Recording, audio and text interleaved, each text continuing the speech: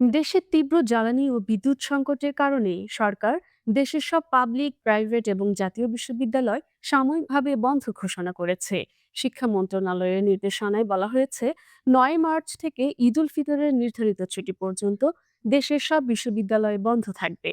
এই সিদ্ধান্ত বাস্তবায়নের জন্য বিশ্ববিদ্যালয় মঞ্জুরি কমিশন ইউজিসিকে প্রয়োজনীয় ব্যবস্থা নিতে বলা হয়েছে। সরকার বলছে, মধ্যপ্রাচ্যে চলমান যুদ্ধের কারণে বিশ্ববাজারে জ্বালানি সরবরাহে চাপ তৈরি হয়েছে। এতে বাংলাদেশে বিদ্যুৎ উৎপাদনেও প্রভাব পড়ছে। তাই বিদ্যুৎ ও জ্বালানি সাশ্রয়ের জন্য এই জরুরি পদক্ষেপ নেওয়া হয়েছে।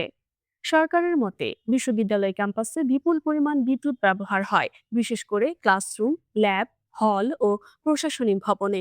তাই এসব প্রতিষ্ঠান বন্ধ রাখলে বিদ্যুৎ ব্যবহার অনেকটাই কমবে। এদিকে জ্বালানি সংকট মোকাবিলায় সরকার বিদ্যুৎ ও জ্বালানি ব্যবহারে সাশ্রয়ী হওয়ার জন্য বিভিন্ন নির্দেশনাও দিয়েছে। এখন প্রশ্ন হচ্ছে, এই জ্বালানি সংকট কতদিন চলবে এবং এর প্রভাব কি দেশের অন্যান্য খাতেও পড়বে?